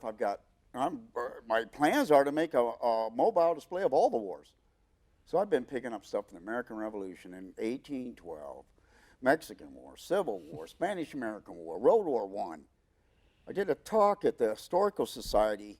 I heard that they were going to have a World War I guy come talk from Frankenmuth, from the museum over there. I called him a week before and said, I got a bunch of World War I stuff. You mind if I bring it in and just set up on a table? It would complement his talk. Right. 2 days. No. First, I had to go through all their politics to get accepted to be able to do this. Right. 2 hours before the talk, I get a phone call. They can't show up from Frankenmuth because of weather. Would you mind coming and doing the talk? Yeah, I guess so.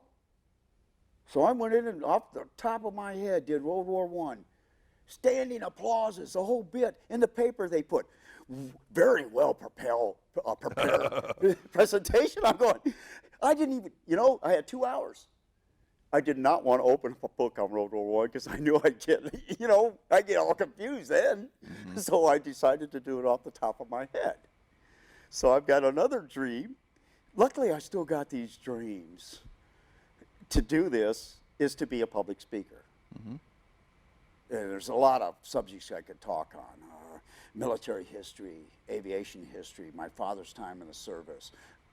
Just about my experiences with my display, LC Ariel. Unreal. Great talk it would be. Paleontology. I'm into fossils. There you go. I'm the only fossil collector I bet you have ever known who, when I went out down Louisiana along the Red River and I found a bed down there, 40-million-year-old stuff, shark's teeth and stuff like this, I had to carry a 22 with birdshot because of the snakes. It's just what I wanted to do, everybody talks about bucket lists. And I was thinking for a long time, I don't have a bucket list. I have no desire. There's nothing that excites me out there. I've done everything. So my main thing right now is to get published. And this is something, it's always been with me from high school, writing stories. But none of the teachers seem to see it. I was always being told, put your sketchbook away, Frank. Put that other book away, Frank. And I was sitting there, I still got them, 300 pages long. It was a war story, and I included all my classmates in it. If they pissed me off, they died. So I had people coming up in the car going, am I still alive? Am I, what, how am I doing? And this. So, in fact, yesterday, I was looking for this, and I found a steel file box. Marked stories. And I opened it up, and I hadn't looked at this thing in years, decades. And I'm going through it, holy shit, I got 50-something ideas for stories. Well, you can stay busy. So I've got to. I told myself I would never end up like some of these guys who spent their whole after time on a couch, drinking beers, watching sports, which I refuse to watch. Any of the profession, I don't watch it. I don't watch public TV at all. I don't get into any of the boy toys. Snowmobiles, motorcycles, hot rods, big bass boats, big pontoons. I've got boats, canoes.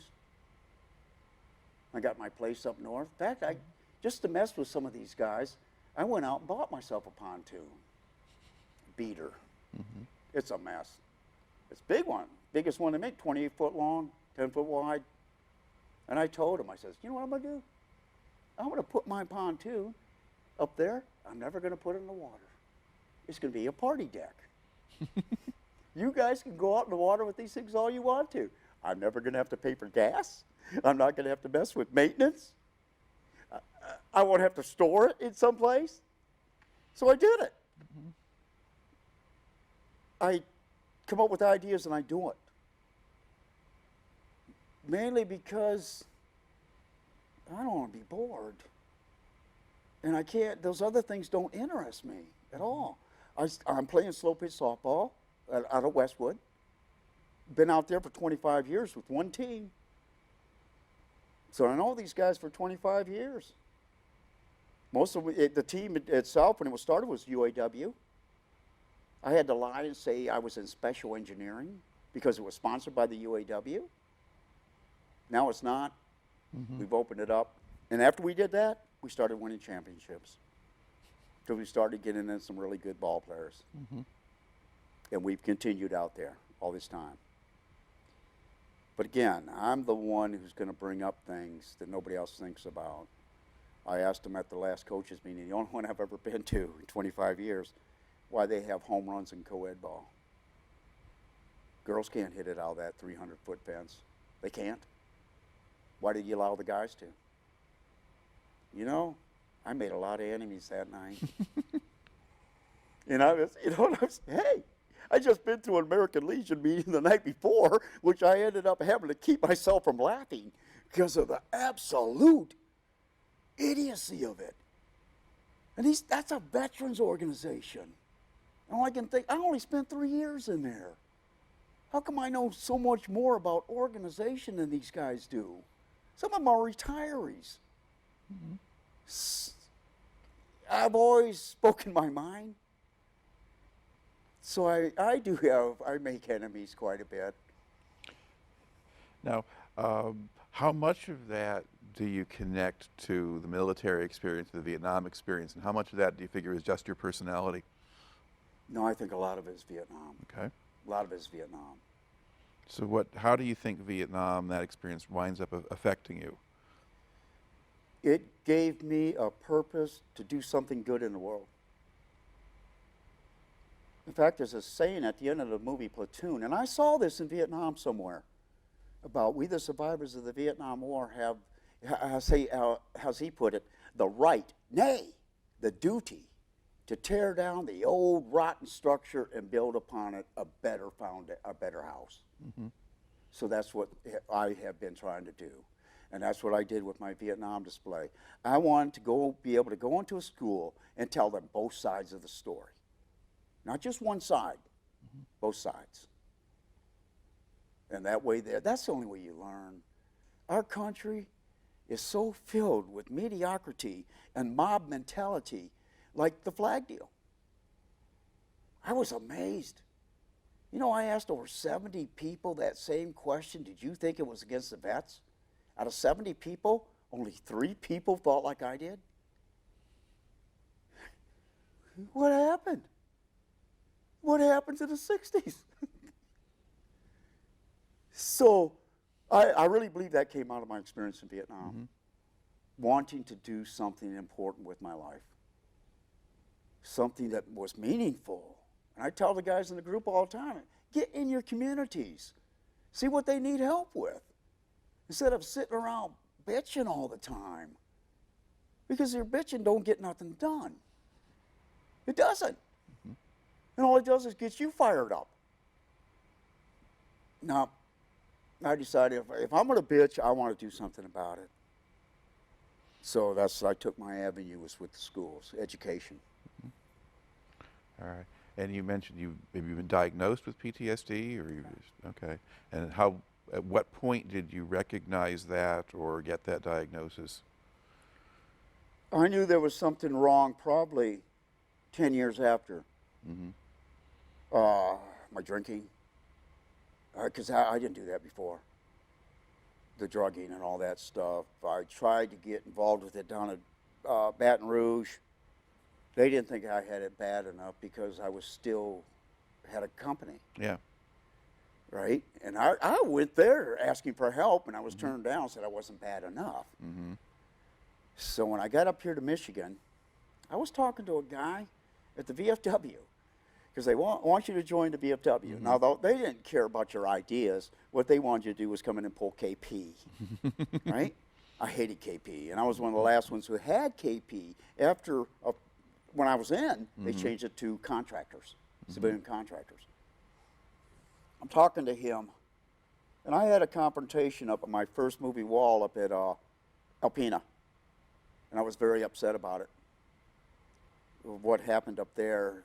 And he said, you've ever thought about going in and talking to the VA? And I didn't go to the VA directly. I went to North Kent Mental Health. And they tried to put on things about, you're manic depressant. You're this here and there's this here.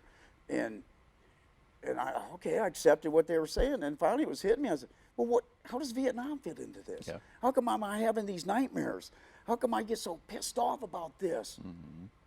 And finally I stopped that and I got into the VA.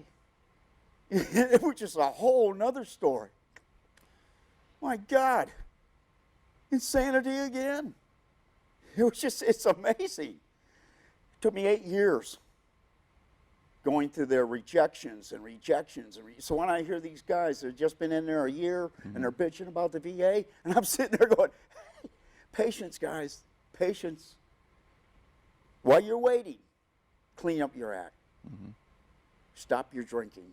Do things you can do now that doesn't have anything to do with that benefits. Right.